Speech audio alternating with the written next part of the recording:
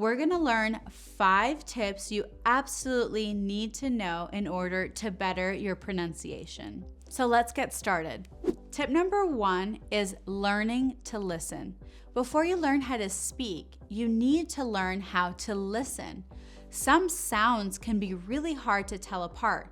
When you're listening, it's important to know what the speaker is saying. Did they sleep or did they slip? Did he hurt his chin or his shin?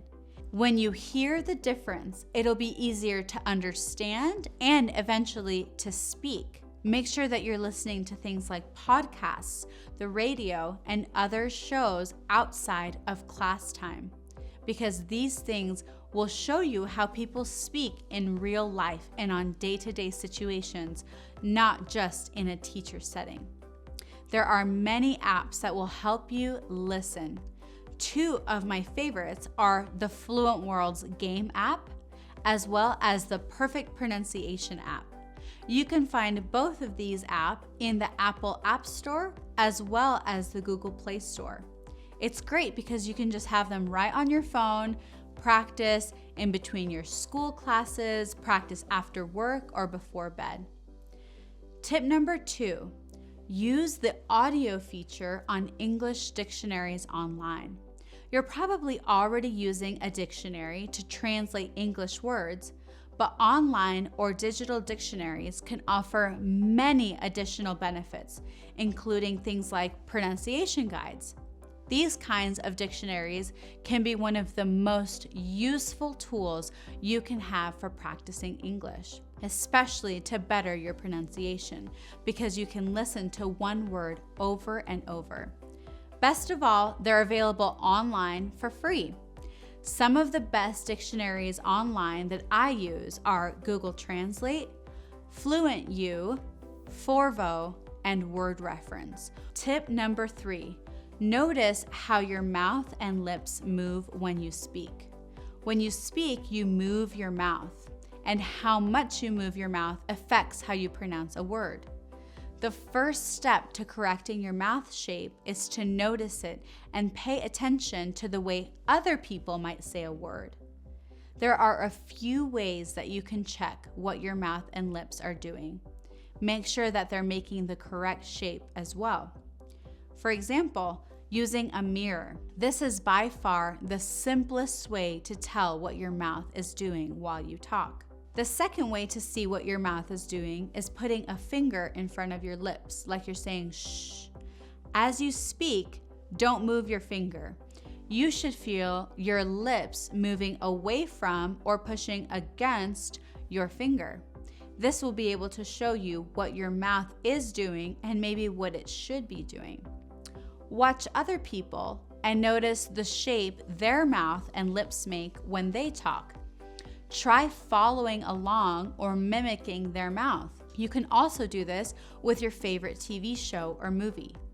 Can you repeat the faces and sounds that the actors are making? There are guides and pictures online that will help you learn to move your mouth.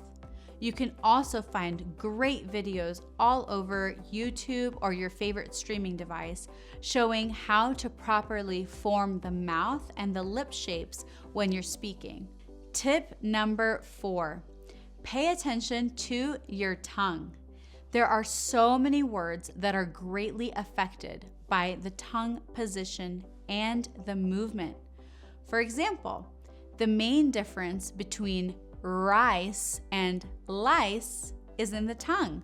You don't want to say, here's a bowl of lice to someone. That would be not good. When you speak, you move your tongue to make sounds. You probably didn't even notice how your tongue worked the last time you spoke your native language, since you do it without thinking. However, to improve your English pronunciation, it's a good idea to check what your tongue is doing during each word. Some difficult sounds for non-native English speakers to make are the letters L and R. R, the tongue floats. L, it comes between the teeth. And then the TH sound is the same. All about your tongue position. Tip number 5, break words down into individual sounds. Words are made up of syllables or different parts. The word syllable, for example, has 3 syllables. Syllable. Turning words into small parts can make them easier to pronounce. To check how many syllables a word has, place your hand flat just under your chin. Say the word slowly. Each time your chin touches your hand, that is a syllable. For example, syllable. My chin hit my hand 3 times. You can even write down the word in parts. Leave a space or draw a line between each syllable. Every syllable typically has at least 1 vowel. The vowels are A, E, I, O, U, and sometimes Y. Now, try saying that word. Say it slowly and pause after each syllable. It makes it a lot easier, doesn't it? If you're having any trouble with syllables, you can check out howmanysyllables.com. This website shows you the syllables in any word you look up and even shows you how to pronounce them. This week, as you practice your English skills, be sure to use these tips and you will see how much your English improves. Leave us a comment down below if you have other tips for your fellow classmates. Make sure that you subscribe to our channel so that you never miss another exciting class. See you next time.